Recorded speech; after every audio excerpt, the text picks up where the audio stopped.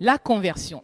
La conversion, c'est la mutation, c'est le changement. Et ce changement, c'est souvent compliqué parce qu'il y a des choses que nous avons dans notre âme, les choses que nous aimons dans notre cœur. Mais le Seigneur te dit, il n'est pas contre toutes ces choses-là, mais il vient changer ta mentalité. Amen.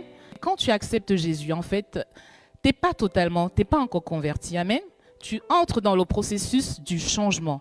La conversion, c'est changer de lieu pour aller à un autre. C'est changer de comportement. C'est changer de vie. Amen. Quand tu n'étais pas en Christ, tu n'étais pas encore une nouvelle créature. Tu étais une ancienne créature. Amen. Et quand tu donnes ta vie à Jésus, tu deviens une nouvelle personne. Ça veut dire que tu nais de nouveau. Ça veut dire que ton éducation en Christ commence à ce moment-là. Amen. Ça veut dire que l'éducation que tes parents t'avaient donnée avant va totalement changer. Le Seigneur vient pour changer ton éducation.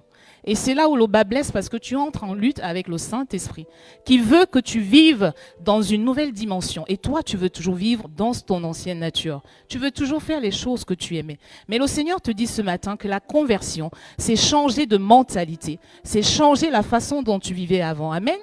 Avant, tu aimais faire telle ou telle chose, mais quand tu viens en Christ, le Seigneur te dit, tu dois vivre par lui. Tu dois faire les choses qui lui plaisent. Tu ne dois pas continuer à faire les choses qui te plaisent. Tu fais ce que Dieu veut que tu fasses. Amen.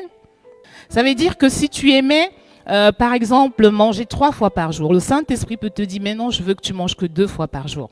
Maintenant, je ne veux que tu ne manges qu'une seule fois par jour. Et tu dois accepter. Amen. Dis, j'ai compris.